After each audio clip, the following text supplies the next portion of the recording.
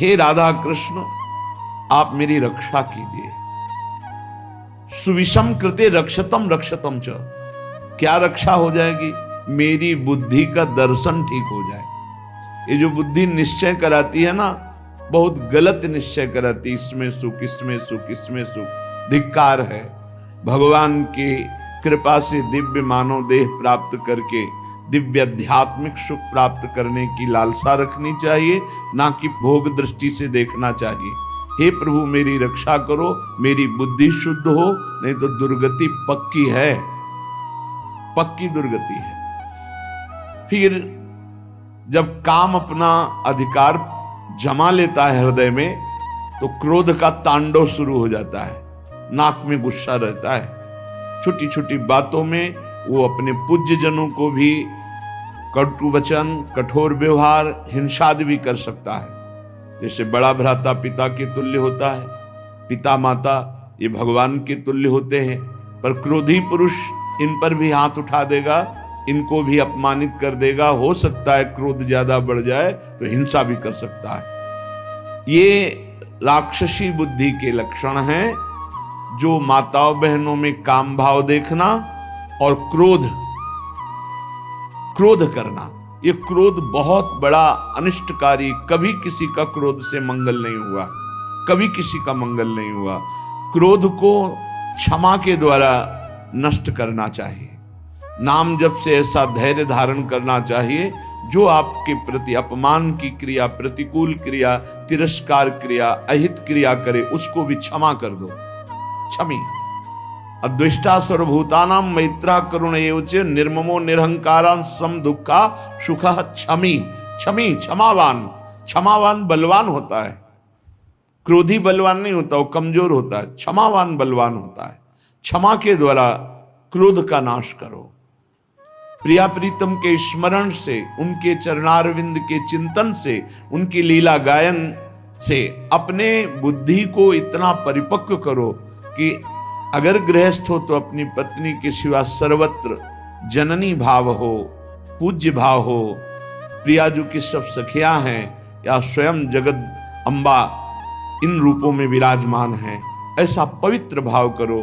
जैसे हम अपने घर में जवान बहन, जवान बेटी, जवान परिकर के साथ रहते हुए कभी दोष बुद्धि नहीं होती, कभी ये भाव ही नहीं आता ये स्त्री है, मेरी बहन, मेरी बेटी। ऐसे ही चराचर जगत का भाव बन जाए तो हमारी बुद्धि शुद्ध हो जाए। असूया, क्रोधासूया, असूया दूसरों के गुणों में दोष देखना, किसी भी व्यक्ति का छिद्रावेषण करना, इसमें क्या दोष है, ये देखने का अधिकार केवल गुरु को है या पूज्य जनों को है, वो भी अपने निज शरणागतों के, अन्य के नहीं। और वो भी उसे निर्दोष करने के लिए, निंदा या अपमानित अवहेलना करने के लिए नहीं। दूसरों के गुणों में दोष देखना ये सबसे बड़ी हानिकारक वृत्तियां हैं। ये जो वर्णन की जा रही है, माता बहनों में काम भाव और क्रोध भाव और दूसरों के गुणों में दोष देखना और मद, किसी भी प्राकृतिक वस्तु को लेकर के जो अहम वृत्ति प्रकट होती है उसे मद कहते हैं। ये मद नष्ट करने वाला होता है। जब मद होता है तो उसे कुछ सुहाई नहीं देता है, क्या करना चाहिए क्या नहीं करना चाहिए ऐसा अहंकारी पुरुष निर्णय नहीं कर सकता, वो तो पवित्र बुद्धि वाला निर्णय करता है। इसलिए अहंकार सर्वथा त्याज्य है, क्योंकि ये समस्त संस्कृति का मूल और दुख ही इससे प्राप्त होता है। जैसे क्रोध से हानि ही होती है, दूसरों के दोष देखने से अपने पुण्य ही नष्ट होते हैं, ऐसे अहंकार करने से नाश ही होता है, पतन ही होता है। और पिशुनता, दूसरे की चुगली करना, ये भगवत मार्ग में बहुत हानिकारक बात है। ये सुना ऐसा ऐसा ऐसा, और बड़े खुशी हो रहे हैं दूसरे की न्यूनता का वर्णन करके, दोषों का वर्णन करके, चुगली वर्णन करना। पिशुनता, दूसरे की बात किसी दूसरे से करना। और दंभ, जो तुम्हारे जीवन में है नहीं उसे दिखावा मत करो। जो हृदय में है, जो वाणी में है, वही आचरण में होना चाहिए। अगर तीनों का मिलान नहीं होता तो उसे दंभ कहते हैं। वाणी से कुछ और, हृदय में कुछ और, आचरण में कुछ और, उसे दंभी पुरुष कहते हैं। जिसका वचन एक, मन एक, आचरण एक, उसे संत कहते हैं, उसे भगवत भाव वाला महाभागवत कहते हैं। लोभा अनृताद्यय, लोभ, धन का लोभ, नाना प्रकार के विषयों का लोभ, ये अगर मिटाना है तो नाम जप करना होगा। नाम जपने का जितना लोभ बढ़ाओगे तो ये और सब लोभ हट जाएंगे। लोभ पास जेहि गल न बंधाया, सो नर तुम समान रघुराया। और अनृत है झूठ बोलना। झूठ बोलना बहुत सहज होता जा रहा है, इसीलिए भजन में बड़ी हानि, बड़ा निषिद्ध है झूठ बोलना। शास्त्र में बहुत इसे रोका गया है। आज तो झूठे ही लेना, झूठे ही देना, झूठे ही भोजन, झूठ चवेना, हर बात में झूठ बोल रहे लोग। झूठ को पाप ही नहीं समझ रहे, वाणी को शासन में नहीं ले रहे कि मुझे सत्य बोलना है, बस झूठ पे झूठ, जितना नाटक बोला जा सके, यहां तक कि अपने गुरुजनों से भी झूठ। अब इससे ज्यादा क्या होगा? संसार में एक जगह ऐसी है जहां झूठ वैसे तो कहीं नहीं बोलना चाहिए, पर किसी भी कारण से गुरुदेव से तो बोलना ही नहीं चाहिए। अगर गुरुदेव से झूठ बोला तो गुरु से कपट, मित्र से चोरी, या हो निर्धन या हो कोढ़ी। इस जन्म में नहीं तो अगले जन्म में तुम्हें कुष्ठ रोग होगा, गलित कुष्ठ होगा। गुरुदेव से अनृत बोलना, कपट करना, छल छुपाव करना, चलो इस जन्म में नहीं तो कल्याण तो नहीं होगा, मोक्ष को तो प्राप्त होगे ही नहीं, अगला जन्म जरूर कुष्ठी बनोगे, या फिर ऐसी दरिद्रता को प्राप्त होगे कि जो जीवन भर महान कष्ट देता रहे। अनृत बोलना, झूठ बोलना, क्यों बोलना? अगर हम गलत हैं तो फिर हमें दंड मिलना चाहिए, हमारा सुधार हो जाएगा, पवित्र हो जाएंगे। गलत नहीं है तो तुम जो सोचा करो, हम सत्य बोलेंगे। व्यापार आदि के लिए भी झूठ बोलने की कोई आवश्यकता नहीं, सब कोई जानता है मुनाफा के लिए व्यापार होता है। आप अपना नियत जो मूल्य है उसमें मुनाफा जोड़ करके आप बेचिए, झूठ मत बोलिए। झूठ बोलने से कोई व्यापार थोड़ी बढ़ जाएगा। अगर आप झूठ बोल करके पैसा कमा रहे तो परिवार में अशांति, क्लेश, दुख, नाना प्रकार की रोग विपत्तियां घेर लेंगी। सत्य मार्ग पर चलो। श्रीपाद कह रहे हैं, यदि इस जन्म में तुझे मंगल गति प्राप्त करनी है तो अपनी बुद्धि की राक्षसी प्रवृत्ति को रोको। माता बहनों के प्रति काम भाव मत करो, किसी से क्रोध से वर्ताव मत करो, दूसरों के गुणों में दोष दर्शन मत करो, अहंकार मत करो, किसी की चुगली मत करो, जो तुम्हारे जीवन में नहीं वो नाटक मत करो, दंभ मत करो, दिखावा मत करो, लोभ मत करो, झूठ मत बोलो। क्या होगा इससे? इससे आपके अंदर भगवत भाव जागृत होगा। ये नरक पहुंचाने वाले हैं जितने लक्षण हैं, अभी समझ में नहीं आ रहा है, आ जाएगा समझ में। जिस समय दंड विधान लागू होता है तब लगता है कि कभी कोई जिंदगी में पाप न करे। जब शरीर पीड़ा से युक्त, मन खिन्न, नाना प्रकार की विपत्तियां घेर लेती हैं, बड़ी अव्यवस्थाएं, तब उस जीव को लगता है मृत्यु हो जाए तो अच्छा। तो क्या होगा? मृत्यु हो जाने पर तुम कोई सुविधा में पहुंच जाओगे क्या? भारी दुख। मृत्यु के बाद कोई सुख? अरे सुख तो इस मनुष्य शरीर में है।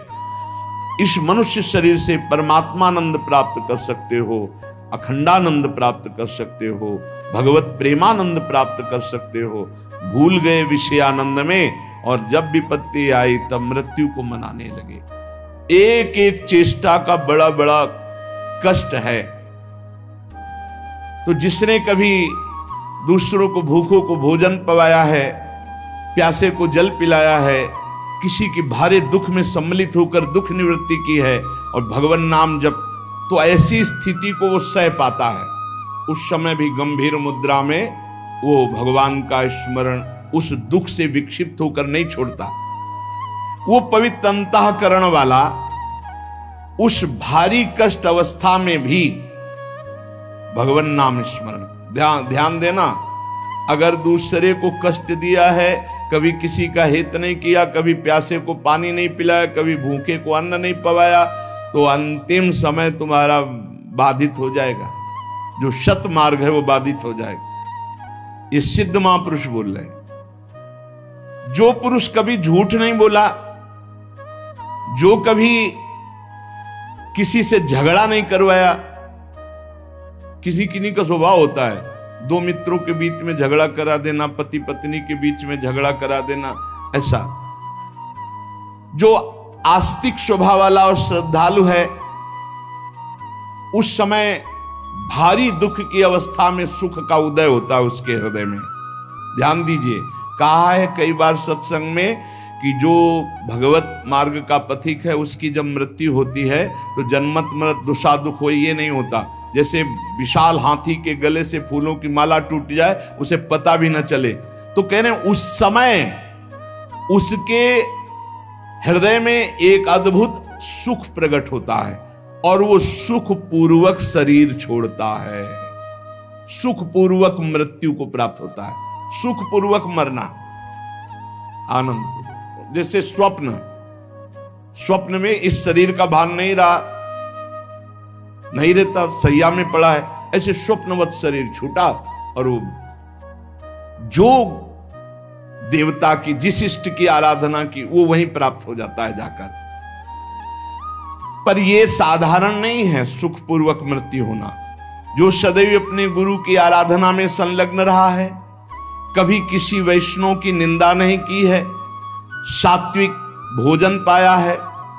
हम आपको सच्ची कहते हैं, जो शास्त्रों में मना किया गया है उसके अनुभव के चक्कर में मत पड़ना। ऋषियों ने अनुभव करके बताया, मत खाना।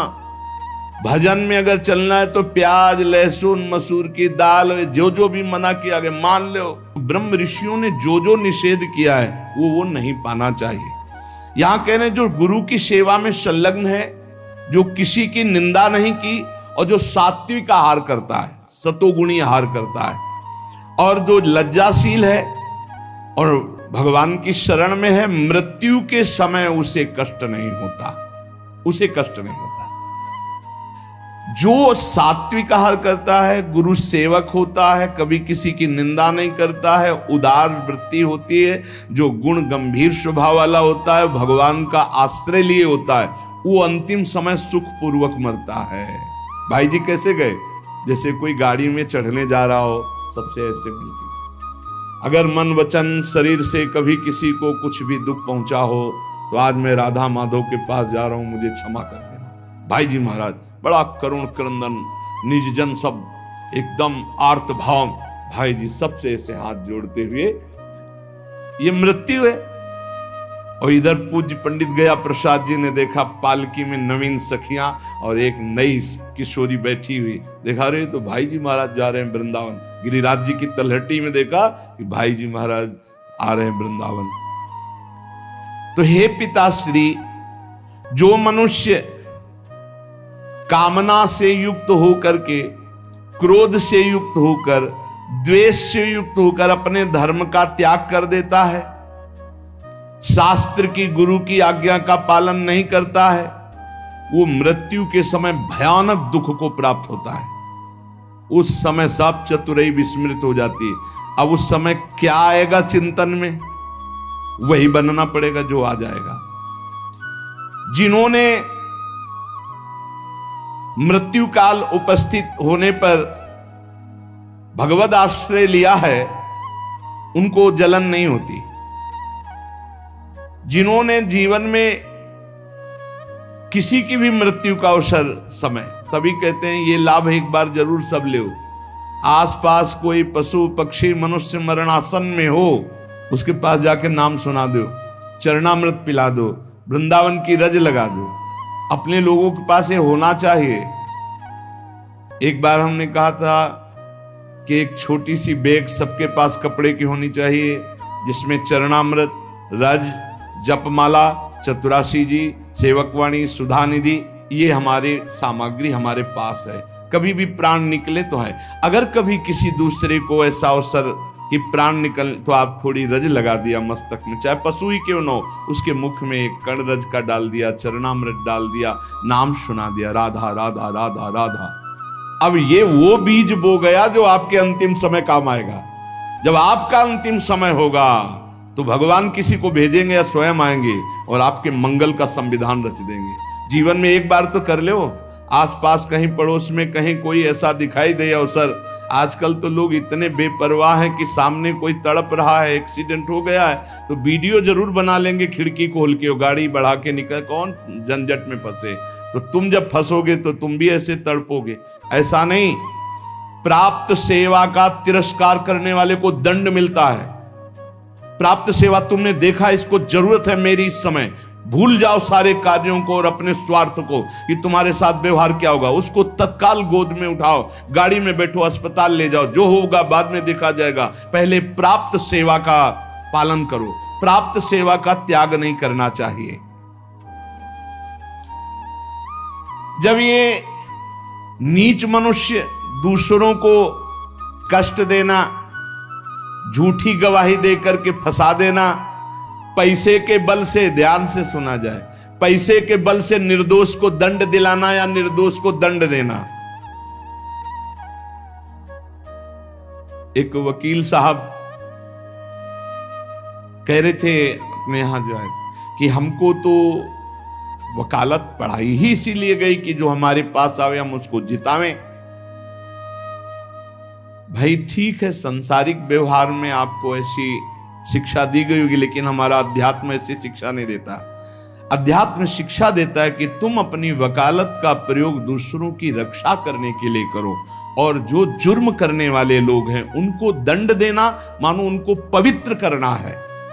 अगर आप जानते हैं ये जुर्म से युक्त है, दोष से युक्त है, और पैसे के बल से उसको निर्दोष साबित कर देते हैं, तो वो और आप दोनों दंड के भागी बनेंगे, परिणाम में आपको दुख भोगना पड़ेगा। अगर उसे दंड मिल जाता है तो वो पवित्र हो जाता है, आप बच जाते हैं। आपकी वकालत होनी चाहिए दूसरों को बचाने के लिए, जो निर्दोष हैं, और जो दोषी हैं उनको दंड देना ये वकालत का आपका फल होगा। क्योंकि आप अच्छे वकालत करने वाले हैं तो निर्दोष को बचाइए, और दोषी को सजा मिले तो दोषी भी पवित्र होगा और आप भी पवित्र हो जाएंगे। जो लोग झूठी गवाही देते हैं, जो पैसे के बल से दूसरों को, जो निर्दोष हैं उनको दंड दिलाते हैं, दोषियों को मुक्त कर देते हैं, चाहे कोई भी हो, जो बुरी बातों का उपदेश देकर भोले भाले लोगों को फंसाते हैं, जो शास्त्र और संतों की निंदा करते हैं, उनका जब मृत्यु का समय आता है तो भयानक दुख होता है, और उस दुख के समय उनकी दुर्गति का रूप सामने होता है। सुअर, कुत्ता, राक्षस क्या बनना है वही सामने आया और वही उनकी योनि प्राप्त होगी। फिर वो तड़पते हुए मृत्यु को प्राप्त होते हैं। श्री जैमिनी जी ने एक दिव्य पक्षी उनके सामने प्रकट हुआ। ब्रह्म ऋषि किसी भी रूप में अपने जनों को उपदेश देने के लिए प्रकट हो सकते हैं। चैतन्य तेजोमय पक्षी। तो जैमिनी जी ने पूछा कि आपके दर्शन से ही लगता है कि आप त्रिकालज्ञ हैं। जैसे पक्षियों में काकभुसुंड जी, गरुण जी, ये सब त्रिकालज्ञ सर्वज्ञ महापुरुष हैं। तो आप हमें ये बता सकते हैं कि जीव ये दुर्गति को प्राप्त क्यों होता है? चैतन्य घन परमात्मा का अंश अपने को आनंद की खोज के लिए भोगों में फंसा रहा है, ऐसा क्यों होता है? उस दिव्य पक्षी ने कहा, महर्षि, मैं आपके मन के संशय को देखकर ही पक्षी रूप धारण करके आया हूं। पूर्व काल में एक परम बुद्धिमान भृगुवंशी ब्रह्म ऋषि थे। उनके सुमति नाम का एक बहुत ही तेजस्वी पुत्र हुआ। जब वो बड़ा होने लगा तो वो शांत और जड़वत पागल, कुछ नहीं बोलना, एक शब्द नहीं बोलना। जब उपनयन संस्कार यज्ञोपवीत हुआ, ब्रह्म ऋषियों में होता है, तो पिता ने कहा, सुमते, आज तक मैंने तुमसे कुछ नहीं कहा, लेकिन अब तुमको गायत्री अध्ययन, मंत्र अनुष्ठान, वेदाध्ययन ये सब करना होगा। भिक्षान्न से शरीर पोषण करो, गुरुकुल में वास करो, वेदों का अध्ययन करो, गायत्री अनुष्ठान करो। पूर्ण ब्रह्मचर्य, ब्रह्म तेज संपन्न हो, फिर गृहस्थाश्रम में प्रवेश करो और उत्तम धर्म का अनुष्ठान करके भगवत प्राप्ति करो। मनुष्य जीवन का यही लक्ष्य है। प्रथम चरण जिंदगी का जिसका ब्रह्मचर्य से जाता है, पूरा जीवन आनंदमय होता है। आज ऐसी दुर्दशा हो रही है कुसंग से, कुछ मोबाइल का कुसंग, कुछ बच्चों का ऐसा कुसंग कि क्रम बाय क्रम ये रोग फैलता चला जा रहा है। ब्रह्मचर्यहीनता, ब्रह्मचर्य का त्याग, सर्वतो भावेन ब्रह्मचर्य का नाश ही आज के बच्चे सुख मान रहे हैं। जब प्रथम नींव ही गलत हो गई तो महल कैसे खड़ा होगा? फिर जिंदगी अशांत, नए नए बच्चे आते हैं डिप्रेशन में और कहते हैं कि मैं अपने शरीर को नष्ट करना चाहता हूं, अब मेरी जीने की इच्छा नहीं रह गई क्योंकि मेरे में उत्साह नष्ट हो गया। हर समय हम डिप्रेशन में रहते हैं। पहला आश्रम ब्रह्मचर्य आश्रम है सबका पहला आश्रम ब्रह्मचर्य। फिर जो गृहस्थ, वानप्रस्थ, सन्यास या ब्रह्मचर्य सीधे सन्यास। बेटा तुम इन नियमों का पालन करो तो तुम्हें ब्रह्म की प्राप्ति होगी। कौन सा शोक है जो तुमको बोलने नहीं देता? मैं तेज से बता रहा हूं कि तुम साधारण जीव नहीं हो जो हमारे पुत्र बने हो, तुम्हारे ब्रह्म तेज से, पर तुम पागल जैसे रहते हो, एक भी शब्द नहीं बोलते हो। जैसे जड़ भरत जी हार गए, पिता पधार गए, लेकिन कभी गायत्री कभी उच्चारण नहीं किया। संपूर्ण ब्रह्म ज्ञान उनको प्राप्त। जब अनेक बार कहा तो सुमति जी कुछ नहीं बोले। पिता ने स्नेहवश फिर कहा, बेटा तुम छल मत करो, मुझे पता है तुम बोल सकते हो और तुम ज्ञानी महात्मा हो, मुझे पता है तुम्हारा तेज ऐसा है, तुम पागल नहीं हो। जब बार बार कहा तो सुमति ने हंस दिया और उसका पिताजी ये जो आप उपदेश कर रहे हैं ये बहुत बार बहुत जन्मों में कर चुका हूं। मैं उस तत्व को प्राप्त हो चुका हूं जिसके जानने के बाद कुछ जानना बाकी नहीं रहता। इसीलिए मैं जड़वत पागल आचरण करता हूं कि आप हमको ये ना समझ पाए कि मैं आपका पुत्र बहुत विद्वान या बहुत ज्ञानी हूं। जो आप उपदेश कर रहे हैं बहुत जन्म अनुष्ठान कर चुका हूं। मैं त्रिकालज्ञ हूं, मुझे तीनों कालों का ज्ञान है, भूत भविष्य वर्तमान। त्रिकालज्ञ तब होता है जब भगवत स्वरूप में तदात्म हो जाता है। तो भगवान सर्वज्ञ है तो वही सर्वज्ञता अंश रूप में उतरती है तो वो भी सर्वज्ञ हो जाता है। मैंने बहुत से शास्त्रों का ज्ञान प्राप्त किया, वो अक्षरशः मुझे सब भगवत कृपा से स्मृति में व्याप्त है। हर कला में मैं प्रवीण हूं, शिल्प कला आदि सब कलाओं में प्रवीण हूं। मुझे पागल रहने का स्वभाव है कि कोई जान न पावे। इस समय मैं आपके और अपने 10,000 जन्म तक को देख रहा हूं। स्वाभाविक खेद, क्षय, क्षोभ ये हमें स्पर्श भी नहीं कर सकते। संतोष, आनंद, वृद्धि ये सदैव हमारे हृदय में होती रहती है। शत्रु मित्र इनका मुझे भान भी नहीं, सब में एक ब्रह्म व्याप्त है, ये अनुभव है। पिताजी आप पत्नी और पुत्र के संयोग वाले हैं। आप मुझे पुत्र भाव से देख रहे हैं। अनेक बार तुम हमारे बेटा बन चुके हो। मैं 10,000 जन्म तक तो ऐसे ही देख रहा हूं, स्वाभाविक। अगर ध्यान करके देखो तो लाखों जन्मों को देख सकता हूं। कई बार तुम हमारे पुत्र बन चुके हो, कई बार पत्नी बन चुके हो। वो तो बहुत आश्चर्य में हो रहे कि अभी तक तो बोला नहीं, बोला तो इस कोटि का बोला। तभी भगवत ऋषि जी कहते हैं हर समय मौन रहे, बोले ना बोले तो हृदय की ग्रंथि खोले, जड़ चैतन्य का भेद मिटा दे, वो महाभागवत होता है। पिताजी मैंने हजारों बार महान से महान सुख और महान से महान दुख भोगे हैं जो मेरी स्मृति में है। लाखों माताओं के गर्भ में विष्ठा और मूत्र के बीच में मैं पला हूं, मुझे याद है। अपने लोगों को इसी जन्म का याद नहीं है। इसी जन्म में जो मां के गर्भ में थे, याद नहीं कोई घटना, कोई दुख, एक पाई भर भी स्मृति नहीं। इतने ज्ञानी हैं। सोचो, ये महाराज सुमति जी कह रहे हैं कि मुझे 10,000 वर्ष का तो ऐसे ही दिखाई दे रहा है, अगर ध्यान धरूं तो लाखों जन्म का बता सकता हूं। मैंने लाखों बार माताओं के गर्भ में विष्ठा और मूत्र के बीच में पला हूं, मलाशय और मूत्राशय के बीच में। मैंने लाखों प्रकार के रोगों को भोगा है, हर योनियों में मुझे ज्ञान है। गर्भावस्था में जो दुख होता है, बड़ा अपार दुख होता है। मैंने बचपन, जवानी, बुढ़ापा सबको देखा है। मैं हर योनियों में गया हूं, मुझे हर योनि का पशु, मृग, कीट, पक्षी, मनुष्य, स्त्री, देवता सब बना हूं।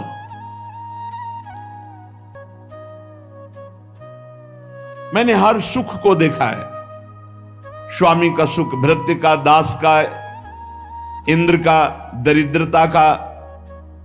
मैं कई बार स्त्री भी बना हूं, कई बार पुरुष भी बना हूं। मैंने सब सुख देखा है। आप जो पूछ रहे कि तुम जड़वत क्यों रहते हो, मौन क्यों रहते हो, मैंने सब देखा है। पिताजी राग, हर्ष, भय, उद्वेग, क्रोध, अमर्ष, वृद्धावस्था, मृत्यु, सबके दुख का मुझे ज्ञान है। जब इस तरह प्रसन्नता से हृदय भर गया पिता का कि मेरा जो अनुमान था कि तुम कोई बहुत बड़े महात्मा हो, तेजस्वी, तुम पागल का केवल स्वांग कर रहे हो, ये सत्य हुआ। मैं धन्य हुआ जो तुम्हारे जैसा पुत्र प्राप्त किया। उन्होंने विस्मय से गदगद वाणी में कहा, बेटा ये ज्ञान तुमको कहां से प्राप्त हुआ? मैं भी तो साधना करता हूं, मैं भी ब्रह्म ऋषि हूं। तुम जड़ता का स्वांग कर रहे थे, इतने बड़े ज्ञानी महात्मा हो कि तुम्हें 10,000 वर्ष जन्म की बात याद है। फिर तुम जड़ता का भाव धारण करके मेरे यहां जन्म क्यों लिया? जब इतने सिद्ध हो तो तुम्हें मुक्त हो जाना चाहिए। क्या किसी मुनि का शाप है या देवता का शाप है जो तुम हमारे यहां पुत्र हुए? ये ज्ञान तुम्हारा दिव्य है, तुम्हें मुक्त हो जाना चाहिए। तुम जन्म क्यों लिए? मैं ये रहस्य जानना चाहता हूं, बड़ा कौतूहल है मुझे। पुत्र ने कहा सुमति जी ने कि पिताश्री, पूर्व जन्म में मेरे साथ जो घटना घटी जिसके कारण मैं जन्म लिया, वो मैं तुम्हें बताता हूं। पूर्व काल में मैं निरंतर परमात्मा का ध्यान करने वाला महात्मा था, ब्रह्म ऋषि, अध्यात्म विद्या में पराकाष्ठा को पहुंचा हुआ महात्मा, समस्त अष्टांग योग से सिद्ध। देख लो, निरंतर भगवद अभ्यास में लगे रहना, संत पुरुषों का ही संग करना, अपने स्वभाव विचार परायण रखना और तत्वमसि इस महावाक्य की स्थिति प्राप्त करना। परमात्म तत्व में मेरी हर समय अभ्यास से स्थिति हो रही थी। बड़े बड़े साधक मेरे शिष्य बनने लगे। मैं बड़े बड़ों का प्रश्न का संदेह निवारण करता और मैं आचार्य पदवी पर बैठ गया। पर मेरा एकांत सेवन, भगवत चिंतन, इस पे बाधा पड़ गई। दैवात किंचित बचा हुआ अज्ञान मेरे अभ्यास में बाधा डालने लगा। मेरा ब्रह्म भाव में जो रति हो रही थी पलट गई। हो रही थी, पूरी हुई नहीं थी। अगर हो गई फिर नहीं पलट सकती। जैसे भुना हुआ चना दोबारा नहीं जग सकता। मेरा एकांत सेवन नष्ट होने लगा, मेरे सद्भावनाएं नष्ट होने लगी और मैं संभल नहीं पाया और प्रमाद स्थिति में मेरी मृत्यु हो गई। पर मैं सत्यमय जीवन व्यतीत किया था, उसके प्रभाव से मुझे पुनः ब्रह्म ऋषि कुल में ही जन्म हुआ और मैं पुनः ही ब्रह्म ऋषि। अब मैं किसी को उपदेश नहीं करूंगा। इसीलिए मौन रहता हूं पागल जैसा, ना चेला बनाऊंगा ना किसी को उपदेश करूंगा। इसीलिए मृग में आसक्त होने के बाद जड़ भरत जी ने भी यही स्वरूप रख कि डर गए कि फंस जाऊंगा, हरी घास भी नहीं खाई, बहुत सावधानी की जरूरत है। मुझे ब्रह्म चिंतन के प्रभाव से दसों हजार वर्ष जन्मों की बात अब भी स्मृति में है। तो बहुत सावधानी की जरूरत है। एकांत का अपना साधन यदि छिन जाए तो कुछ भी बाधा पहुंचा सकता है, वो चाहे मृग हो चाहे चेला हो, बहुत संभल के इस मार्ग में चला जाता है। मेरी स्मृति धूमिल नहीं हुई जैसे जड़ भरत जी की भी स्मृति धूमिल नहीं हुई। हिरण के भी जन्म में वो भजन परायण रहकर ब्रह्मबोध संपन्न महापुरुष के रूप में जन्मे। पिताजी पूर्व जन्म के अभ्यास में मैं जितेंद्री था, इसलिए अब भी मैं जितेंद्री ही हूं। केवल प्रमाद स्थिति आ गई, चिंतन में प्रमाद, बहुत सावधानी।